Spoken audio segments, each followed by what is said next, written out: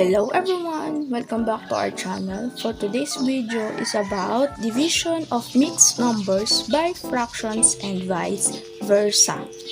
Okay, first we have 2 and 2 over 3 divided by 2/3. Okay, so to divide a mixed number by a fraction, let us follow these steps. Step 1, rename the mixed number as an improper fraction. So, paano natin gagawing improper fraction itong mixed number? So, ang gagawin natin, ita-times natin si 3 dun kay 2. So, 3 times 2 is equal to 6. And then, ipa-plus natin yung 2. Okay, so 6 plus 2 is equal to 8. And then, rewrite lang natin ang denominator. So, from mixed number into improper fraction. And then, step 2, find the reciprocal of the divisor. So, ano ba ang reciprocal ng divisor? Okay, so pagbabalik rin lang natin. 3 and 2.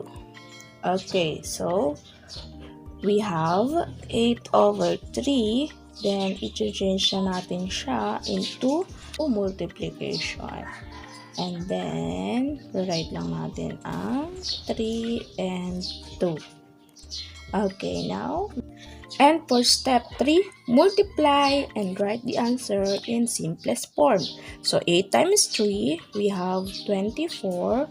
And 3 times 2 is equal to 6. Now, 24 over 6, it is a simplest form or lowest term?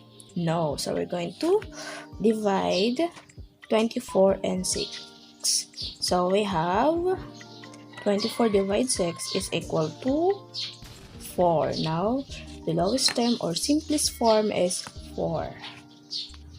Okay, next we have 3/4 divide 3 and 2 over 5.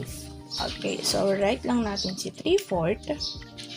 Again, itong mixed number gagawin nating improper fraction. So, paano natin gawin siyang improper fraction? So, let us times 5 and 3. So, 5 times 3 is equal to 15. And let us add 2. So, 15 plus 2 is equal to 17. And then, write the denominator, which is 5. Okay, now, to make it reciprocal, okay, for the step 2, find the reciprocal of the divisor. So, this is the divisor. So, write lang natin 3 over 4. And then, we're going to change it into times.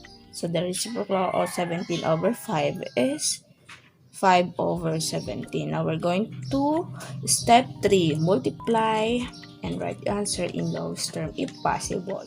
Okay? So, 3 times 5 is equal to 15.